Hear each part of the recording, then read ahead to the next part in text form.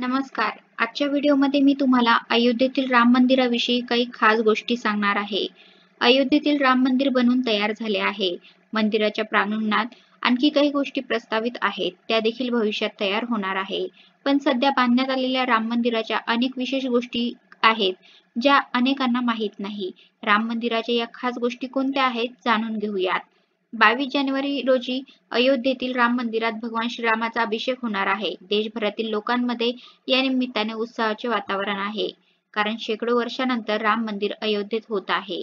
राम मंदिराची भव्यता पाहण्यासारखी आहे. राम मंदिर बनवण्यासाठी विशेष कलाकारांची मदत घेतली गेली आहे. राम मंदिराचे काम पूर्ण झाले आहे. 22 जानेवारी रोजी पंतप्रधान नरेंद्र मोदी यांच्या हस्ते रामलल्लाची प्राण प्रतिष्ठा होणार आहे. त्याआधी श्री राम जन्मभूमी तीर्थक्षेत्र ट्रस्टने मंदिराची महत्त्वाची माहिती सांगितली आहे. राम मंदिराची वैशिष्ट्ये. राम मंदिराचे बांधकाम हे जुन्या शहराच्या शैलीत करण्यात आले आहे.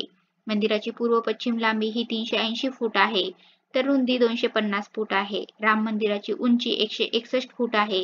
हे संपूर्ण मंदिर 3 मजल्यांमध्ये विभागले गेले आहे. प्रत्येक मजला 20 फूट आहे. भव्य मंदिराचे बांधकाम. राम मंदिरात 392 खांब आहेत. तसेच एकूण 44 दरवाजे आहेत. यावरून तुम्ही मंदिराच्या भव्यतेचा अंदाज लावू शकता. मंदिराच्या पहिल्या मजल्याला राम दरबार बनवण्यात आले आहे. या मंदिरात 5 मंडप. अयोध्येतील हा राम मंदिरात एकूण 5 मंडप आहेत, ज्यांना नृत्य मंडप, रंग मंडप, सभा मंडप, प्रार्थना मंडप आणि कीर्तन मंडप अशी नावे दिली गेली आहेत. राम मंदिराच्या खांबावर देवी देवतांच्या मूर्ती कोरलेल्या आहेत. सिंहद्वारातून मंदिरात प्रवेश करता येतो. मंदिराची विशेषता काय? राम मंदिराच्या बांधकामात कुठेही लोखंडाचा वापर करण्यात आलेला नाही. यामध्ये चारही बाजूंना 4 मंदिरे आहेत. मंदिर परिसरात सूर्यदेवाचे मंदिर, देवी भगवतीचे मंदिर, भगवान गणेशाचे मंदिर आणि भगवान शिवाचे मंदिर बनवण्यात आले आहे. मंदिराजवळ प्राचीन सीता विहीर देखील आहे.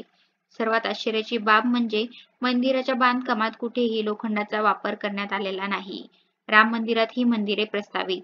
राम मंदिरात आणखी काही मंदिरे प्रस्तावित आहे, ज्यामध्ये महर्षी वाल्मिकी यांचे मंदिर, महर्षी वशिष्ठ यांचे मंदिर, महर्षी विश्वामित्र, महर्षी अगस्त्य, निषाद राज, माता शबरी आणि देवी अहिल्या यांची देखील मंदिरे बांधली जाणार आहेत.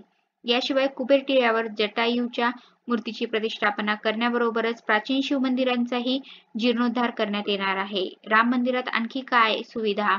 मंदिराचे आर्द्रतेपासून संरक्षण करण्यासाठी 21 फूट उंच प्लिंथ तयार करण्यात आला आहे. यासाठी ग्रॅनाइटचा वापर करण्यात आला आहे. महत्त्वाचे म्हणजे राम मंदिरात प्राचीन सभ्यता तर जपलीच गेली आहे, पण त्याबरोबर आधुनिक सुविधाही देण्यात आल्या आहेत. राम मंदिरात सीवर ट्रीटमेंट प्लांट देखील उभारण्यात आलेला आहे. याशिवाय वॉटर ट्रीटमेंट प्लांट देखील आहे. अग्निशमनासाठी पाण्याची व्यवस्था देखील करण्यात आली आहे. राम मंदिरात दर्शनासाठी येणाऱ्या भाविकांना कोणत्याही प्रकारची अडचण येऊ नये यासाठी 25,000 क्षमतेचे अभ्यागत सुविधा केंद्र बांधण्यात आले आहे. याशिवाय मंदिरात स्नानगृह, शौचालय, वॉश बेसिन यांची देखील सुविधा देण्यात आली आहे.